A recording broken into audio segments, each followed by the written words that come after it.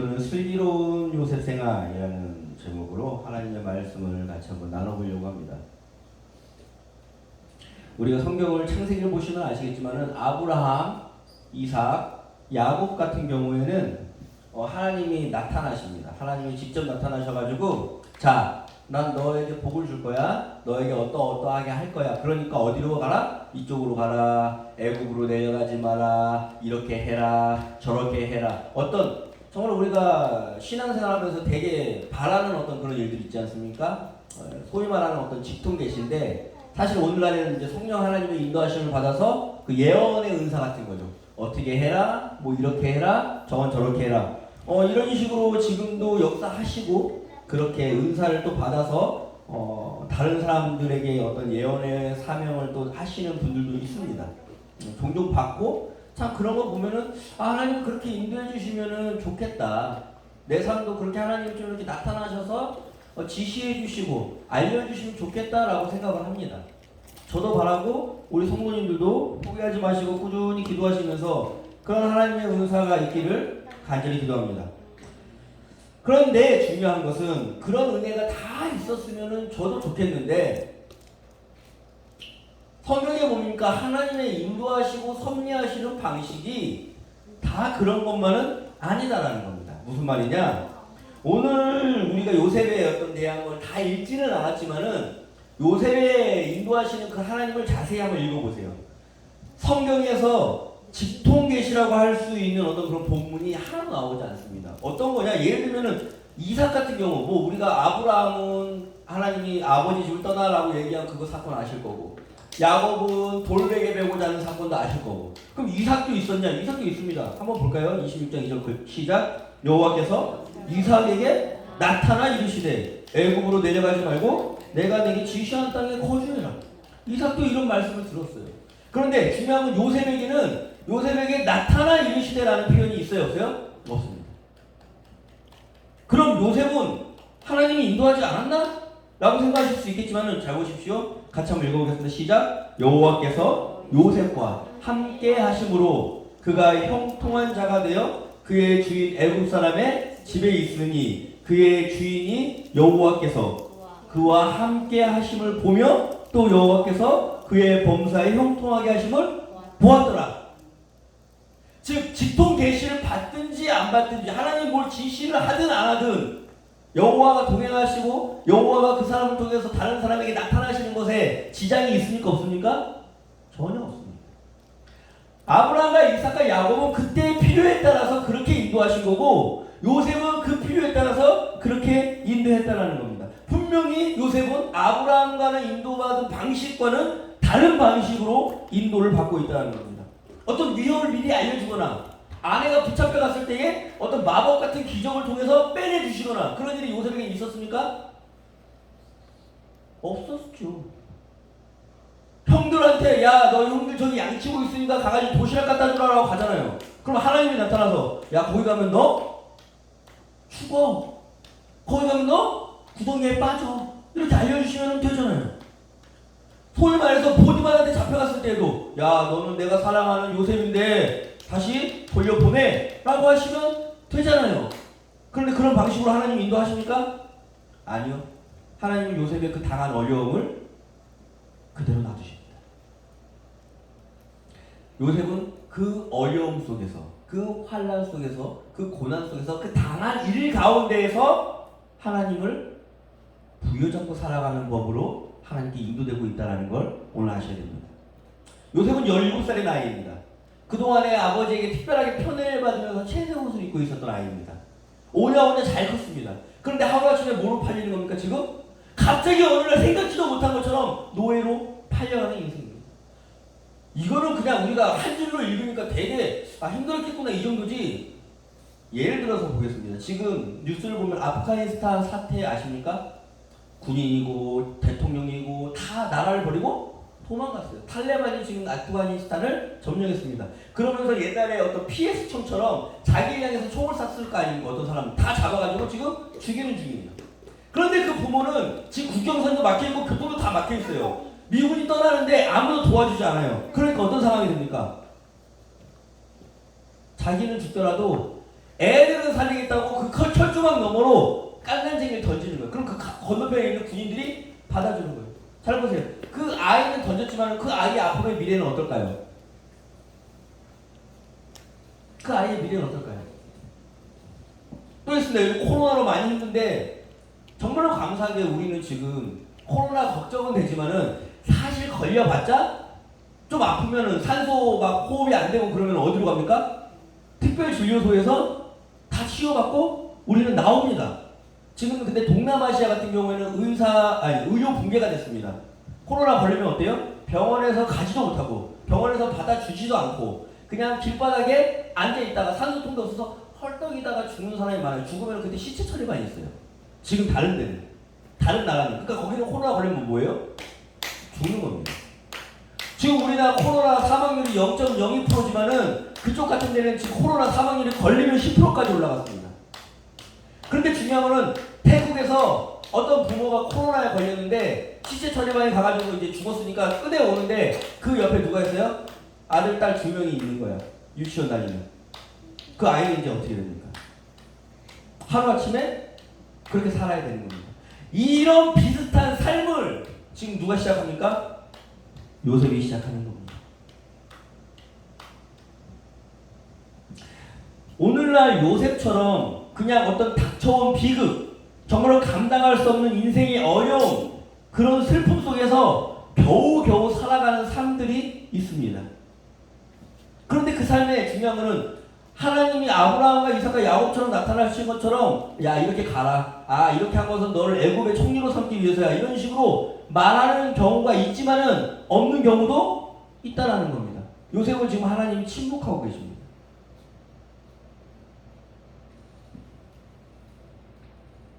그렇게 하나님과 함께하는 인생 가운데 요셉은 어떻게 하는 겁니까? 하나님을 붙잡고 하나님과 동행하며 하나님을 자신의 하나님으로 받아들이는 법을 지금 배우고 있다라는 겁니다. 하나님은 침묵하시죠. 요셉한테. 생각을 해보십시오. 구덩이에 갇혀있을 때 형들이 잡아가지고 구덩이에 집어넣습니다. 그때 가만히 있었을까요? 구해주세요. 살려주세요. 제발 풀어주세요. 그런데 그때 하나님은 침묵하십니다. 자, 이제 노예로 팔려갑니다. 그때 당시에 뭐 차가 있는 게 아니에요. 어떻게 그냥 한 번에 이동되는 게 아닙니다. 옷은, 채새 옷은 이미 뺏겼고 누더기 옷을 걸치거나 벌거벗긴 채 묶였을 겁니다. 그리고 낙타 뒤에 끌려가면서 다른 노예랑 똑같이 그 떼양볕 밑에서 몇 날 며칠을 걸어가는 중입니다. 왜요? 애국까지 거리가 상당히 길거든요. 그렇게 걸어가면서 그렇게 힘든데 물 한 모금 못 먹어가면서 무슨 생각을 했을까요? 하나님 왜 이래요? 내 인생 살려주세요. 구해주세요. 제발 있으면 나타나주세요. 그런데 나타납니까? 하나님이 나타나가지고 요셉아 내가 너에게 말하는데 가면은 애굽의 총리 삼기 위함이야 라고 얘기해 주면은 성경 본문에 나왔겠죠. 근데 성경 본문이 침묵하는 것처럼 하나님도 요셉에게 침묵하신 것 같습니다. 처음에 계속 울며 불며 매달렸겠지만 점점 그 노예라는 현실을 받아들이기 시작합니다. 하나님이 침묵하시는 것 같지만은 요셉은 그 침묵하는 하나님이 나와 함께 하신다는 것을 배우기 시작하는 겁니다. 그 결과가 어떻게 되는 겁니까? 보디발의 집에 갔을 때 너를 보니까 누가 있는 것 같다? 하나님이 있는 것 같다라고 나타난다는 겁니다. 이미 요셉은 해와 달과 별들이 자기한테 전했던 꿈을 잊어버린 지 오래예요. 왜요? 그때 그 꿈을 꾸면서 교만했을 테고 자신만만했을 테고 나는 특별하다고 생각했을 수도 있는데 노예의 현실 속에서 다 버렸습니다. 이제는 정말로 이보다 더 낮아질 수도 없는 상황입니다. 그런데 무엇을 배웁니까? 하나님과 동행하는 것을 배운다는 겁니다. 저는 이런 삶을 위해서 모든 사람이 전쟁 고아가 되어야 된다거나 모든 사람이 노예로 팔려가야 된다거나 모든 사람이 고난을 당해야 된다거나 이런 식으로 생각하지 않습니다. 저는 웬만하면 그런 일들이 없었으면 좋겠습니다. 그런데 중요한 건 오늘날 현실은 저는 그런 일을 바라지 않지만 현실은 그런 사람들이 많아요. 그렇게 살아가는 사람들이 있어요. 그럼 어떻게 됩니까?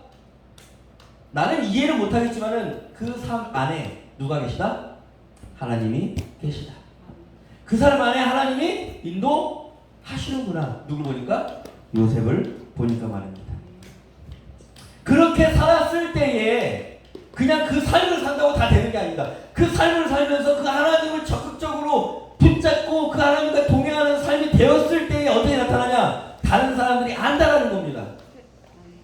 죄송하지만 직통 계시를 받아도 오늘날 은사를 받아도 다른 사람들이 저 사람이 예수를 믿는지 안 믿는지조차 모르는 사람이 많은 현실에 꼭 그런 마법 같은 기적을 일어나지 않아도 그런 직통 계시가 있지 않아도 하나님을 믿는 사람은 어떻게 된다고요? 보인다고요. 다른 사람이 안다고요. 보디발이 인정하지 않습니까? 그런 사람이 어떻게 합니까? 보디발 안의 유혹을 뿌리칠 수 있는 겁니다. 그건 열매로 나타나는 겁니다.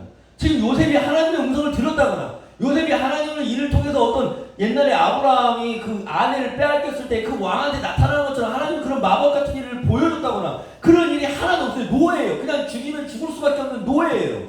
그런데 어떻게 하나님을 나타냅니까? 자꾸 내 삶의 형편, 내가 하나님을 믿으니까 축복을 받아야 되는데, 내가 하나님을 믿으니까 돈이 많아야 되는데, 내가 하나님을 믿으니까 성공해야 되는데, 이런 걸로 좀 알리려고 하는 어떤 그런 생각들, 물론 성경적이지 않습니다. 내 욕심이지. 하나님은 그런 식으로 나타난 적이 한 번도 없습니다. 그냥 삶 가운데서, 그 고난 가운데서도 얼마든지 나타낼 수 있는 방법이 있다 없다? 있습니다. 요셉처럼. 그리고 또 어떻게 합니까? 정말로 뿌리쳐야 될 거는 뿌리치는 겁니다.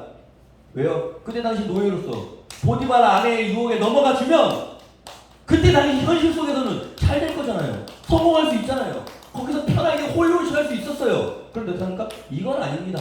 하나님 앞에서 내가 죄를 범할 수 없습니다 라고 뿌리친다는 겁니다. 이것이 하나님과 동행하는 삶이다. 이것이 어떠한 특수한 어떤 계시라든지 어떠한 특수한 기적 같은 것이라든지 없어도 하나님과 고난 속에서 연단받은 자가 나타낼 수 있는 삶이다라는 것을 요셉은 보여줍니다. 자, 이건 매우 중요합니다. 이런 고난 가운데서 이제 드디어 요셉이 그 많은 시련을 거치고 무엇이 됩니까? 애굽의 총리가 됩니다. 바로한테 이제 상을 받고 칭찬을 받고 어떤 애굽의 일원으로서 인정을 받습니다. 애굽의 일원이 된다라는 것은 이제 애굽 왕가의 이제 총리로 달렸으니까 애굽 왕가에서 일할 수 있는 어떤 권한을 부여받는 것이죠. 근데 그 권한을 부여받는 장면이 바로 창세기 41장 45절입니다. 한번 볼까요? 시작. 그가 요셉의 이름을 사브낫 바네아라 하고 또 온 제사장 보디베라의 딸 아스낫을 그에게 주어 아내로 삼게 하니라. 이게 이름이 이상하지 않습니까? 아니 그전에는 보디발 아내 유혹을 딱 걸쳐달라는 요셉인데 왜 이건 거절하지 못할까요? 이건 우상의 이름이거든요. 사브낫 바네아라는 뜻은 바로가 섬기는 신, 바로가 믿는 신, 그 신이 말씀하셨고 신은 살아계신다라는 뜻입니다. 여기 나오는 보디베라라는 제사장은 라, 그 이 애굽의 신의 태양신 이름이 라입니다. 라, 보디베 라, 라가 주신자라는 뜻입니다. 그럼 아스낫은 뭐냐? 자기 부인에 대한 아스낫은 낫이라는 여신이 있습니다. 그때 당시에 낫 그래가지고 낫의 여인, 낫에게 속한 여인이라는 뜻입니다. 아스낫. 요셉은 지금 이집트의 문화에 속해야 합니다. 지금 애굽의 왕가에 들어가야 됩니다. 그래서 애굽 왕가의 이름을 어떻게 해야 됩니까? 받아야 되는 상황입니다. 우리는 쉽게 얘기할 수 있습니다. 이런 거는 뿌리쳐야 되는 거 아니야? 이런 이름들은 받지 말아야 되는 거 아니야? 오늘 제 설교 제목이 뭐라고요? 슬기로운 요셉 생활. 사실은 슬기로운 직장 생활로 하려다가 요셉 생활로 해봤습니다. 왜냐? 사실 교회에만 있는 사람들은 이런 직장 생활 속에서 직장 문화에 속해서 사브낫 바네아라는 이름을 받아야만 살 수 있는 사람들의 상황을 잘 이해하지 못한다는 겁니다. 근데 중요한 것은 이런 이름이 바뀌는 순간도 하나님의 계획하신 순간이라는 걸 우리는 알아야 된다는 겁니다. 창세기에서 이름이 바뀐 사람이 3명 있습니다. 누굴까요? 아브람이 아브라함으로, 야곱이 이스라엘로. 이름 바뀐다는 건 하나님의 계획이 이제는 어느 정도 진행됐고 1단계에서 2단계로 넘어갈 때 어떤 그런 느낌입니다. 단추를 누르듯이 자 1단계 끝, 2단계로 자 다음 스테이지. 아브라함이 아니라 이제는 아브라함이라 할 거야. 너 이제 야곱이 아니라 이스라엘을 할 거야. 이런 식으로 이름 바뀔 때마다 하나님의 계획이 진행되고 있다는 것을 보여주던 성경 저자가 아무 생각 없이 우상 이름 받은 요셉을 가지고 사고나 반해하라고 이름 얘기했을까요? 아니죠. 바로에게 받은 거지만은 애굽 일원이 속하는 중이지만은 하나님은 지금 요셉을 통해서 뭘 하려고 합니까? 온 세상을 구원하려는 지금 구원 계획을 갖고 계시는 거 아닙니까? 그러려면 그 이름을 받아야지. 거기에 일원이 돼야 되는 겁니다. 지금 거기에 숙이고 들어가는 그 신이 말했고 그 신이 함께 하신다 라는 표현이지만은 사고나 반해하는 요셉은 이 이름을 누구의 이름으로 표현하고 싶은 겁니까? 지금 하나님의 이름으로 돌려야 된다는 겁니다. 그래서 중요한 것은 여기서 어떻게 합니까? 요셉이 사고나 반해하는 그 이름을 받고 그 애굽의 일원이 된다라는 겁니다. 다니엘과 세 친구 역시 바벨론에서 이름이 변경된 것 같은 상황입니다. 제가 말하고 싶은 거는 이 상황이 보디발 아내의 유혹인지 아니면은 그 문화 속에서 내가 하나님의 이름을 접하기 위해서는 어쩔 수 없이 받아야 되는 사고나 반해하는 이름인지 구별해야 되는 슬기롭게 지혜롭게 판단해야 되는 순간들이 우리에게 있습니까 없습니까? 있다라는 겁니다. 왜요? 요셉은 직통계시를 받는 중이 아니니까. 그냥 그 하나님과 그 인생을 살아오면서 하나님과 동행하면서 쌓아온 신뢰로 이 순간순간마다 지혜롭게 판단할 수 있는 능력이 있는 겁니다. 우리 오늘 교회 다니면서 너무 쉽게 얘기하죠. 야, 주일날 술 마시지 말고 뭐 교회에 다른 데 직장 생활하지 말고 교회 나와야 된다. 음식장 사는 사람한테 술 팔면은 아니 어떻게 술을 파냐 교회 다니는 사람이 아무 생각 없이 얘기하는 겁니다. 그 음식장 사는 사람 먹여 살려줄 거예요? 그런 얘기를 하는 것이 아니라 술 팔지 말라가 아니라 그 음식을 정직하게 만들어라라고 얘기해줘야죠. 그 음식 가지고 장난치지 말라고 얘기해야 되죠. 왜요? 예수 믿는 사람은. 즉 보디발 안의 유혹이 무엇인지 사고의 반해하로 이름을 변경하는 게 무엇인지에 대해서 오늘 교회가 전혀 감이 없다라는 겁니다. 일요일날 교회 뭐 출근하지 말고 교회에 나와야 된다라고 안식일을 지켜야 된다고 뭐 쉽게 얘기합니다. 근데 일요일날 다 교회 안 나가면은 누가 의료진 오늘날 의료는 일요일날 뭐 이렇게 원자력 발전소 돌아가는 거라든지 일요일날 환자 돌봐야 된다라는 건지 그러면은 뭐 지옥 갈 사람들이 해야 되는 겁니까? 오히려 주일날 예배 드리는 사람이 출근을 해서 더욱더 열심히 일해가지고 성과를 쌓아서 더 승진을 하면은 그 승진 가운데 뭘 어떤 이런 잘못된 문화를 고친다든지 잘못된 어떤 폐단을 고치는 정직한 사람이 된다든지 이런 걸 알려줘야 되는데 그런 기회조차 사고나 반해하라는 이름을 받을 기회조차 박탈하려는 겁니다. 왜요? 우상의 이름이니까. 이게 마치 신앙이 좋은 것처럼 이게 마치 신앙의 전부인 것처럼 착각하고 혼돈한다는 겁니다. 오늘 정말로 우리가 뿌리쳐야 될 보디발 안의 유혹이 무엇인지 정말로 내가 그 문화 속에서 이해해야 될 사고나 반해하라는 이름은 무엇인지 잘 구분할 줄 아는 지혜로운 사람이 돼야 될 줄로 믿습니다. 오히려 직장생활에서 일요일날 출근을 안 하고 교회에 나오는데 초과 수당 받으려고 출근한 것처럼 도장 만들고 야간 수당 받으려고 출근한 것처럼 도장 찍고 이런 비리들이나 나쁜 것들은 교회 다니는 사람이 다 저지르면서 교회 주일날 예배 드린다고 출근 안 하고 교회만 나오면 신앙생활 지키는 겁니까? 정말 우리는 분명히 알아야 될 줄로 믿습니다. 요셉이 지금 사고나 반해하라는 이름 하에서 제사장 보디베라의 딸 아스낫을 아내로 취한 상황이지만은 이 여정을 경험하면서 이 여정을 받아들이면서 궁극적으로 요셉이 나아가고 있는 바가 무엇일까요? 오늘 읽은 본문이라는 겁니다. 같이 다시 한번 읽어볼까요? 시작. 하나님이 큰 구원으로 당신들의 생명을 보존하시고 당신들의 후손을 세상에 주시려고 나를 당신들보다 먼저 보내셨나니. 그때 알게 되는 겁니다. 그 형들을 만나게 될 때에 그냥 지금은 사고나 반해하라는 이름을 받고 그 땅에서 일단 생존하면서 하나님과 동행하면서 하나님의 이름을 알리기 위해서 열심히 고군분투하지만은 어느 순간 되면은 알게 되는 겁니다. 아, 하나님이 이렇게 하시려고 나를 여기에 보내신 거구나. 근데 오늘날 우리가 자꾸 착각을 해서 받아야 될, 어울려야 될 사구나 바네아라는 이름은 거절하고, 막 이게 신앙인 것처럼, 술은 안 먹습니다 나는. 막 직장에서 혼자 잘난 것처럼, 나는 교회 가야 됩니다. 다른 사람 배려 하나도 없이. 이런 거는 잘하면 이게 신앙생활인 줄 알고 막 하다가 또 어떻게 합니까? 정작 뿌리쳐야 될 보디발 아내의 유혹은 다 받아들인다는 겁니다. 그래 이거 돈은 좀 받고, 그래 이거는 이렇게 하면은 좀 서류 조작하면은 승진할 수 있고, 뭐가 반대고 뭐가 뒤바뀌었는지 아무것도 모른 채 신앙생활 하고 있는 건 아닌지 살펴봐야 합니다. 오늘 요셉의 삶을 보면서 제가 제목을 슬기로운 요셉 생활로 지은 것처럼, 정말로 우리도 오늘 살아가면서 슬기롭고 지혜롭게 살아가는 인생이 되야 될 줄로 믿습니다. 우리는 때론 애고 왕국 안에서 살아가는 직장인으로서, 학생으로서, 사회인으로서 그들의 눈높이에 맞춰가거나 그들과 동화되어 가서 사후나 바네아로 불릴 때도 있습니다. 그런데 그 이름이 하나님을 칭송하는 이름이 되도록 하나님과 동행하는 삶이 되어야 될 줄로 믿습니다. 또한 어느 순간에는 끊어야 될 사건들이 있습니다. 보디발 아내의 유혹처럼 내가 단호하게 끊어내야 되는 사건 앞에서는 단호하게 하나님의 이름을 부를 수 있는 성도님들이 되시기를 기도합니다. 그렇게 살아갈 때에 오늘 본문 말씀처럼 하나님이 이 때를 위해서 나를 여기에 보내신 겁니다 라고 고백할 수 있는 그런 성도님들이 되시기를 기도합니다.